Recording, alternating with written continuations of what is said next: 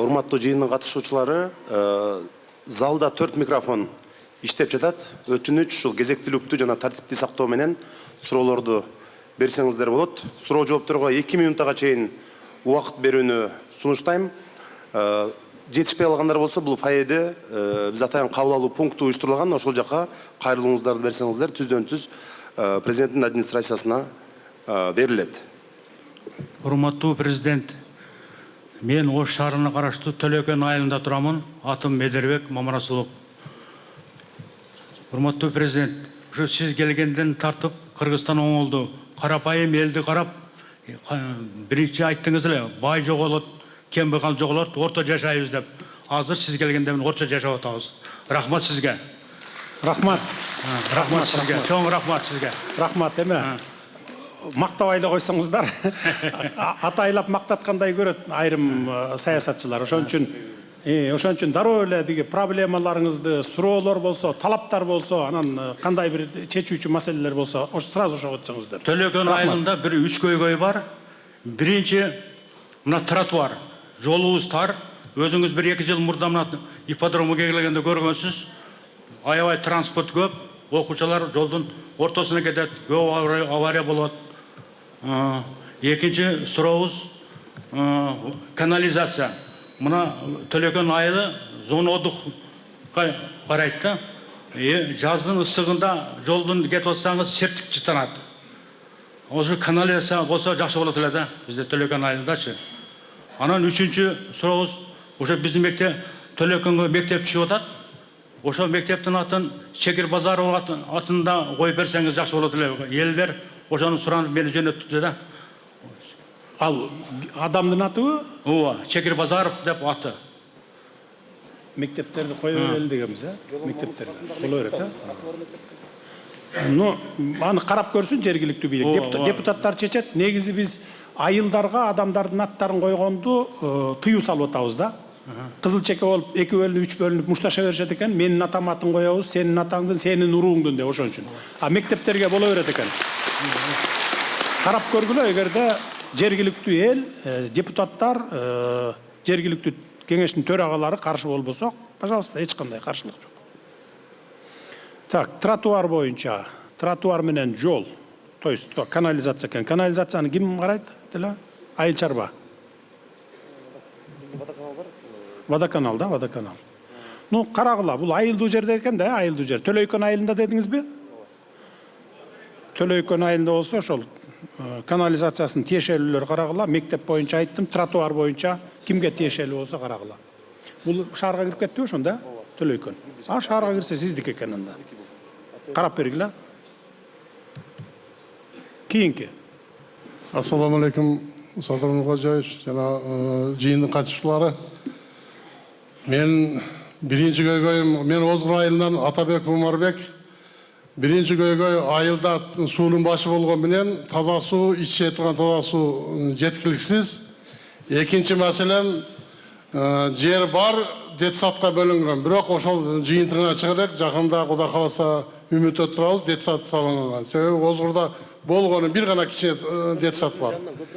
Үчүнчү маселем, азыр Кыргызстандын көп жердеги желегин желбиреткен биздин жаштар спорт менен. Өтө спорт комплекске муктажбыз. Ошол детсаддын жанына спорт комплекс курдуруп берсеңиздер. Кайсы айыл дедиңиз? Озгур айылы. Өзгүр? Озгур. Төртүнчү маселем, 2017 жылдан бери Озгур айылынын үлүштерин жеке менчик, жеке инсандар өздөрүнө менчик кылып үлүшчерлерди бөлүп туруп, документтештирген дагы азыркыга чейин сот процесси аягына чыкпай жүрөт. Элдин үлүшүн жеке менчиктер менчиктештирип алган. Ошол маселе эмге чейин чечилбей жүрөт. Азыр токтоп туруңуз. Элдин үлүш, элге тийген үлүш жерди ким менчиктештирип алат? Чиновниктерби? Ошо чиновниктер. Бири Урустам деген неме суу чарба немесине иштейт. Сулайман Урустам деген. Азыркы чейин ошонун жыйынтыгы чыкпай жүрөт. Ким болуп иштейт ал? Сулайман Урустам. Суу чарбасында иштейт эле. Обыл прокурор барбы, Түрчөгүңөр? Обл прокурор. Прокуратурадан ким бар? Шаардык. Сиз караңыз мону. Мүлүш жерлерди кантип менчиктештирип алат? Суу чарба департаментинин башчысы. Түшүнүктүү, Сизге тапшырмаган. Дагы Рахмат көңүл бурганыңызга. анда токтоп туруңуз анда. Могул так. Дароо эле жооп берип кетейин, ошондо убакытыбызды бири-бирибизге абдан үнөмдөйбүз. Таза суу боюнча биз жылына где-то бир 40 айылга, 40 айылдан таза суу чыгарып берип келатабыз. Силердин айылга деле акыры бир күнү жетебиз. Быйыл болбосо эмдиги жылы дегендей. Бүт баарына бир моментте, бир жылда эле кылып бере албайт экенбиз, ага бюджетибиз не позволяет дегендей да, орусча айтканда. Кечиресиз, ошону туура түшүнөсүздөр, жетебиз ага да. Бала бакча боюнча карап көргүлө. Канча бала бакчалык орунга эме кылды эле, долбоорлонду эле. Микрофону күлчайт этип болот. 260 орынға деп сунуш кылып атабыз. Эми бизге канча көбүрөөк болсо ham Сунушуңар, канча көп болсо болот. Эл аз да, не көп ал жерде. Элдин Жок, планга кирген менен каражаты бөлүнгөн беле? жалаң шаардагы детсадтарга апарабыз биз неме балдарды. Түшүнүктүү. Спорт комплекс боюнча суроо коюп коелу. Биле аны тактайбыз. Күчүбүз жетсе куруп беребиз. Болбосо быйыл, болбосо эмдиги жылы. Эгер жеке болсо биздин инсандар бар, жеке кызыкчылыгы бар, өзүбүздүн жаштар. Демилген менен өзүбүз курабыз деген балдар дагы бар. Жер берсеби? Айылдын тургундарынан бар, ошондой курам деген балдар. Карагыла, эгерде жер болсо бөлүп бергиле, курабыз десе. Бирок мамлекет тараптан да жакшы жардам берели, анткени жеке жактар баягы начар куруп койбогондой болуш керек да. Бир 50-60 жыл былк этпей тура тургандай кылыш керек. Жеке жактар кургандарды деле көрүп жүрөбүз. Республика боюнча баягы спонсорский кылып, ошо айылдын жигити куруп берем дегенде начар куруп койгондор моменттер болуп атат да азыр. 5-10 жылдан кийин жарабай кала тургандай кылып куруп коюшат. Ошону эмеге алыш керек. Анан курулуш министри ушундай курулуштардын бардыгын көзөмөлгө алышыңыз керек. Түшүндүңөр, мурдакыдай болбош керек. Баягындай документи жок, жөн эле ооз экеле могу жерге сала бер деп коюп, анан эч бир долбоору да жок салып койбосун да, ошолорду карагыла. Так. Түшүнүктүү болду. 4-чү маселеңиз боюнча шаардын прокурору, сиз муну текшересиз дагы башкы прокурорго далаш этесиз, анан ал мага айтып койсун. Түшүнүктүү экөөңөргө.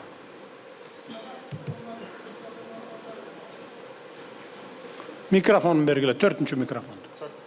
Саламатсыз, урматтуу Садыр Нуркожоевич. Мен Жапалак айылдык аймактык башкармалыгынын Жапалак айылынанмын.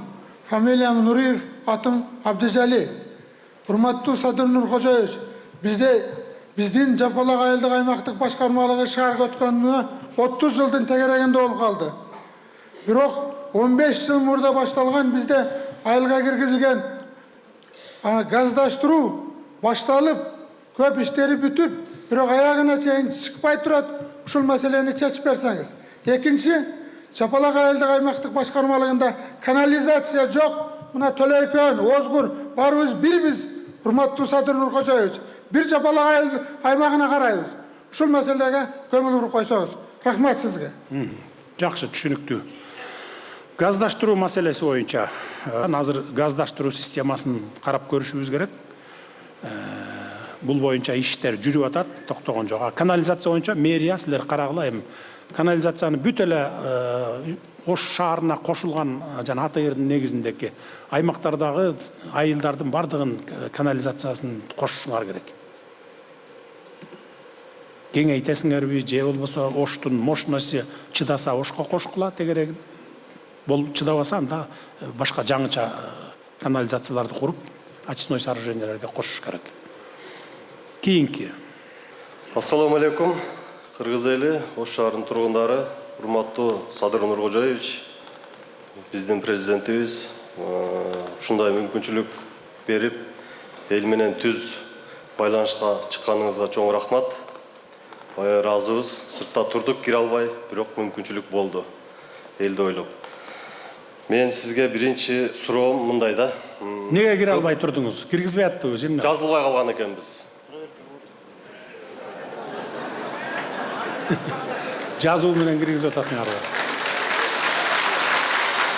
Барбы дагы сыртта турган кире албай? Эми билбейм. Сыртта тургандар барбы дагы кире албай? Же жок? Кудайдан болуп чакырып калышты, кирип калдым. Так, охрана деги ким? Сырғақ. Яраслан, сырғақ. Кире албай турабыз дегендердин бардыгын текшерип, металл схемаңар менен киргизгиле могут. Те артында тегерегинде тура берсин батышынча. Давай, срочно киргизгиле. Рахмат, чоң. Эми рахмат Садыр Кожоевич. Анан Эми чындык үчүн бир нерсе айтып коюш керек. Бул жигит 3-4 жолу мэрияга келип, мен өзүм айткам, ушул көйгөйүңөрдү президент келгенде барып айтасыңар деп, тескерисинче көйгөйбаларды биз өзүбүз чакырганбыз. Анын ичинде мен сизди таанып атам, сиз дагы болчусуз. Президент келгенде кирип ачык айтасыңар деп айтканбыз. Эми ошондой жактарын да айтып коюш керек да силер. Туура. Рахмат. Биринчи суроом, урматтуу Садыр Нуркожоевич, мына үлүш жер маселеси да.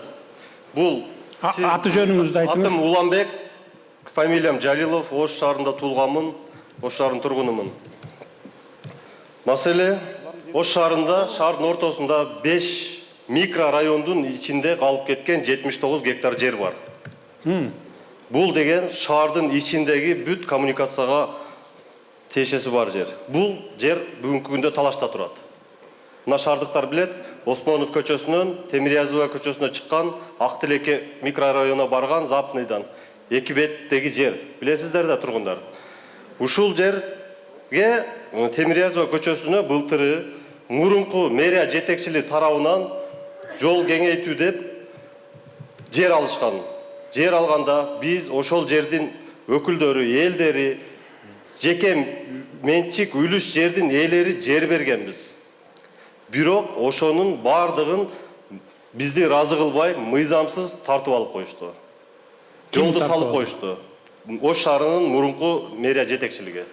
Ошо 70 гектардын канча жерине жол түшүп калды? Аны ошол өздөрү тиешелүү адистер билет. Ал жерде канча кишинин жери? Сиздики элеби же башка? 1300 адамдан ашык 10 сотиктен тийген 70 гектар жер 1300 адамга 79 гектар.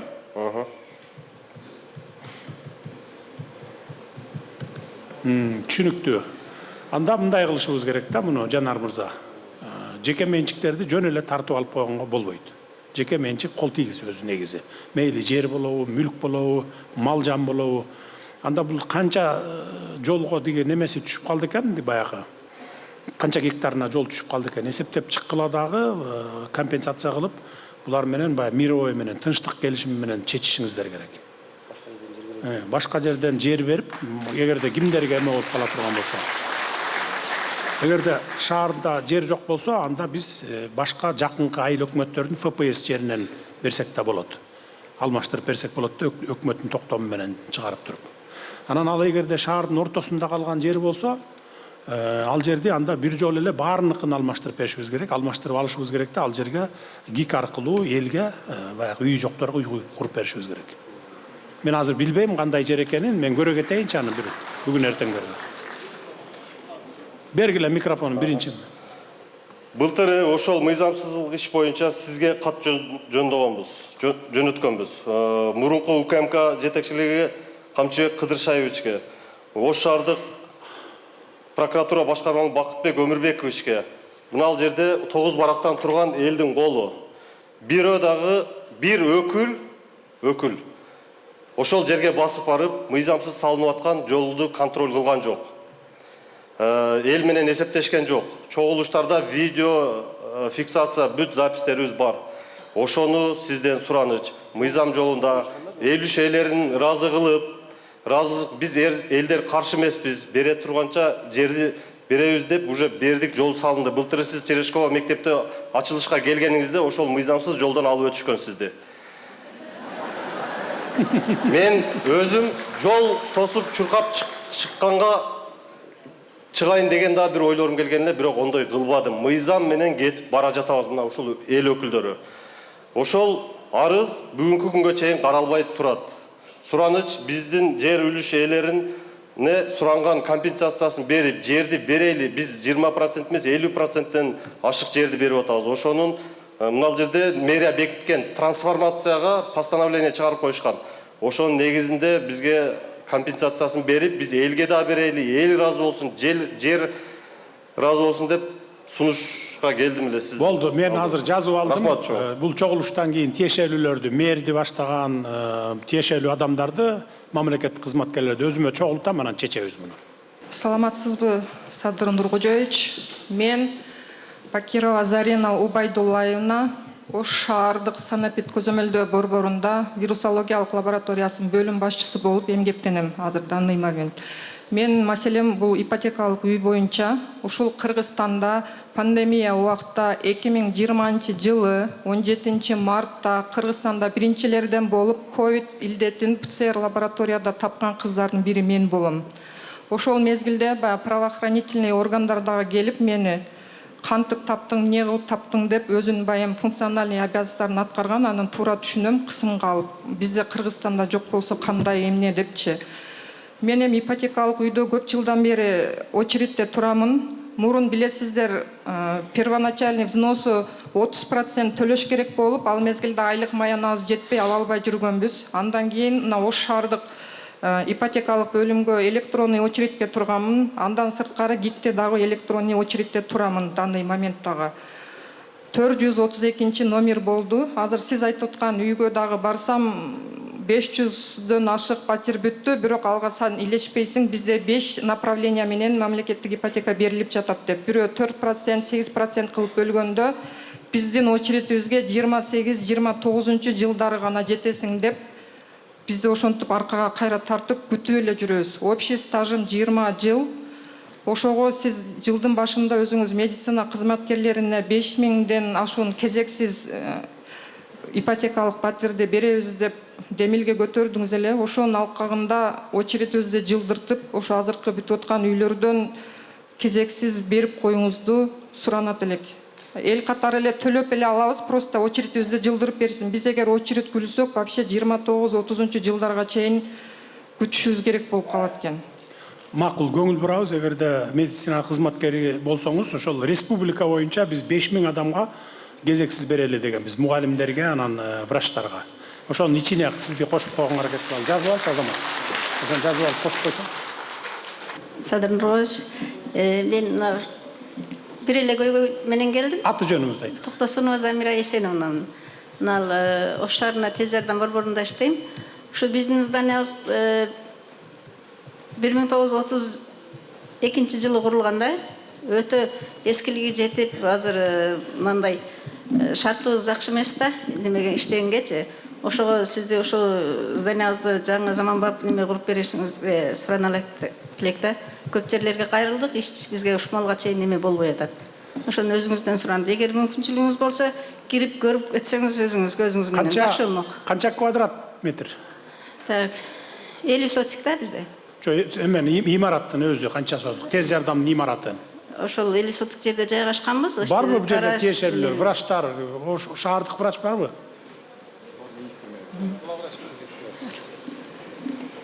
Канча мындай көлөмү канча? Саламатсызбы, Садыр Нуркожоевич. 100 квадрат.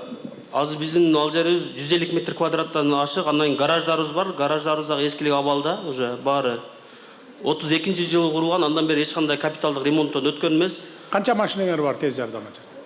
Бизде 26 машинабыз бар. Ошо шаар боюнча ошо бир эле тез жардам участок ошо жерби? Бир эле ошол жер. Зданияңардын өзү 150 квадрат метр дейсиң? 150 метр квадрат. 150. Бир этаж уже фундаменттери жер менен бир болуп неме болуп калганда 2017 жылы МЧС тараптан уже сноско деп берилген, бирок 2017 жылдан бери ар жака кат жазабыз, бирок жооп болбой атат да бизде. Макул, мен ушул өзүмдүн эле спонсордук фондуман, демөөрчүлүк фондуман эле курдуруп берейинчи. Бюджетте каралган деп.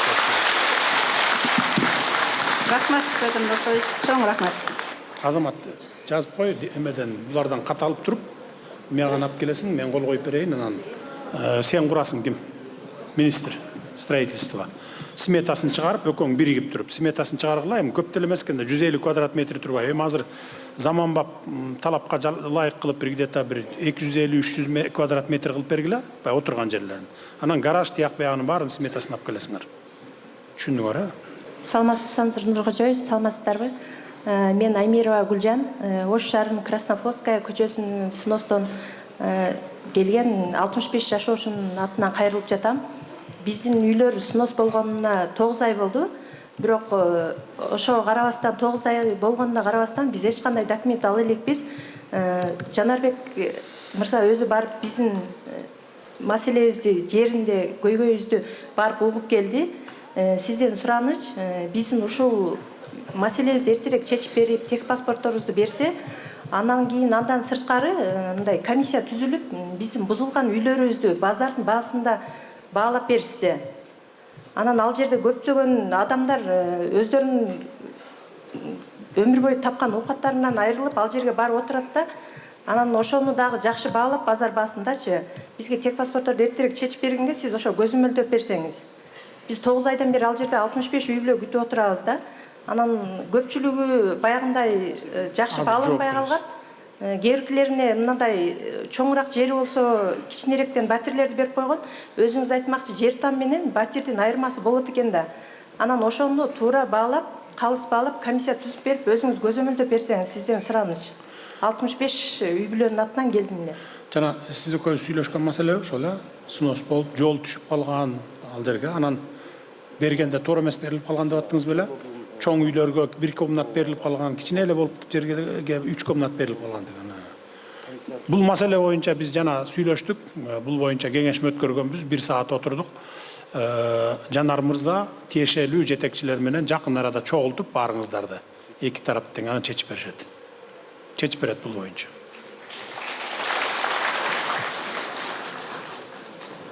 Саламатсызбы, Садыр Нуркожоевич. Ош шаарына кош келиңиз. Ушул менде бир атыңыз? Ош шаарында Төлгөм Мухтаров Анвар Арипович. Ким дейсиз атыңыз? Ош шаарында Төлгөм Мухтаров Анвар Арипович. Анвар мырза. Анвар мырза.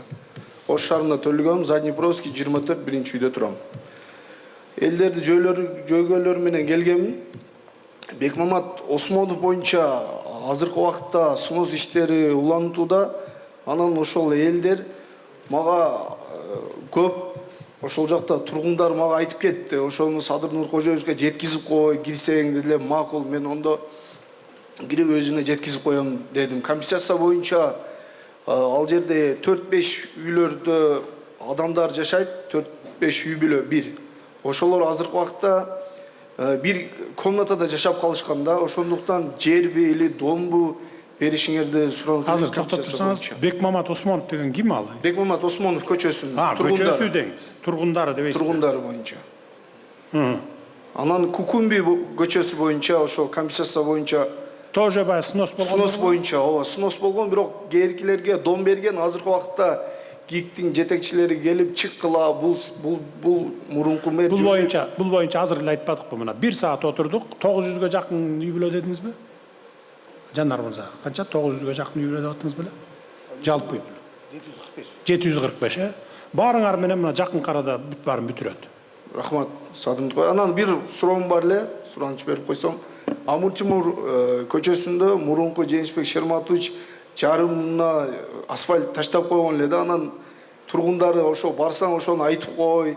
Жанар Акаев до конца улантып коебу асфальтты деп суранды эле урматтуу Садыр Нуркожоевич. Ошо элдердин жөйлөрүн жеткизип коюшум керек сизге. Биз жанакы кеңешмеде отурган кеңешмебизде баарыбыз чогулуп отурган жерде сөз болду. Муну кайталабай эле койсоңуздар, азыр курулуп аткан объектлер 100гө жакын экен. Бардыгы тең мындай сөзмө сөз сүйлөшүп тур да, болду сен могу жерге кура бер, мен сага акчаңды берем деп коюптур. А строительдерге эмне ал жерге иш болсо болду. Анан мисалы бир 50 миллион сомго бүтө турган жерди строитель келип туруп, мен муну 100 миллионго салам, ошо проект 100 миллион болот десе, а болду мен сага 100 миллион берем деп коюп эле кура берген экен да. Эми анын баарын токтотпой эле деп мына мен курулуш министринин Атай ээрчитип алдым. Мындан бир 20 күн мурун, 1 ай мурун жибергенмин Ош менен Жалал Абадка. Ушундай курулуштарды текшерип кел десем, бир дагы документи жок. Керек болсо үйлөр трансформация болбогон жерге куруп ийиптир үйлөрдү. 100 гектар жер, 100 гектар жерлерге, ар кайсы жерлерге, шаардын ичи, шаардын сыртын, бай Атайыр боюнча шаардын территориясына кирген участоктарга да куруп ийиптир. Анан курулушун биз мисалы Бишкекте $700 под ключ кылып куруп атсак, мисалы мектептерди, больницаларды жана башкаларды бүт мебелдери менен куруп атсак, кээ бир жерлерде биякта Ош Жалал Абадта 1400 деп договор түзүп алышыптыр. Келишим. Анан жиберип, мына азыр бүт бар анын баарын тең кайсыл канча процент бүттү, кайерге келип токтоду, канча акча кетти, ошонун баарын эсептеп, эскисин жылдыргыла дагы, таштагыла дагы, мындан ары улап кет деп туруп министрге мына өткөрүп алып атабыз анын баарын. токтоп калган зданиянын бардыгы бүтөт. Токтоп калган жолдорду дагы улантабыз. Мектептер дагы эмнелер. Анан жана снос болуп үйлөрү адилетсиз болуп кеткендерди болсо мына мэр өзү бүтүрөт. А калган стройканы мына Минстрой, жол министри бардыгы улантып бүтүрүшөт. То есть башталган ишти баары бүтүрүшүбүз керек да. А жанагы документи жок кура бергенди мен курулуш министрине тапшырма бердим. Нөлдөн баштап документин жасап, бардыгын анализдеп, текшерип, анан кийин баарын эми баягы калыбына келтирип туруп анан уланткыла деп. Ошон үчүн баягы салынып келатып токтоп калган үйлөр болобу, жолдор болобу же башка токтоп калганы себеби ошондон. Булар документин бүтүрүш керек. Документ эле бери айтканда эле 1 ай, 1,5 айдан бүтөт анын баары. Ошон үчүн эми бул суроо боюнча чыкпай эле коюңуздар да, башка суроо боюнча чыккыла. Бул эки маселе боюнча мына тиешелүү кызматкерлер чечет муну. Чоң рахмат Садыр Нуркожоевич. Анан Жанар Акаев, сизге абдан ыраазычылыгымды билдирем. Анткени Ош шаарына аябай салымыңызды коштасыз. Ош өнүгүп атат. Сизге чоң рахмат. Саламатсызбы, Садыр Нуркожоевич. Мен Жапалак айылынын тургуну Эргеш Манас Камилович. Жашоону начар десек кесир болор. Кудайга шүгүр, жашообуз жакшы эле жүрүп атат. Кайсы айылынан дедиң? Жапалак. Жапалак. Ошондой да болсо дагы бир айтып келе турган нерсе, бизден Жапалак айылынын үстүндө Кеңсай массивинин оң жагында кирпичный заводдун подсобный хозяйствосу бар эле. Азыр кирпичный завод бузулуп, иштебей ордуна үйлөр түшүп атат, а ошону 1-2 адам ээлеп отурат. А Жапалактагы биздин жашоочулар bir үйдө 3-4 баласы менен чегел албай отурушат. Ушул маселени карап берсеңиз, экинчи маселе туризм боюнча жакшы эле көңүл бөлүү иштер жакшы кетип атат. Бирок биздин мамлекет агрардык өлкө болгондон кийин ушул айыл чарбасына бир реформа жүргүзүп, бардык баягы жеке менчикке бөлүнүп кеткенде 10 сотугу бар, 20 сотугу бар немелер, ушуларды бир кооператив ассоциацияга бириктирип, бир сырткы базарга чыгыш жолундагы bir карап берсеңиз. Рахмат. Ал жана кирпичный завод илгери мамлекеттик болгонбу же? Мамлекеттик болгон илгери. Иштебей калган, анан подсобный хозяйство. Орду бузулуп, азыр ордуна дом түшүп атат. Прокуратура. Тиги немесин дагы эле карап, изилдеп көрүп, далилдеп, кандай жол менен алган, бул мамлекеттин жери болсо эсле. Түшүндүңөр, Анан талашты. Подсобный хозяйствосы эле да. Түшүнүктүү аксакал, түшүнүктүү. Жана өзүнө дагы келебиз, Кудай буйрса.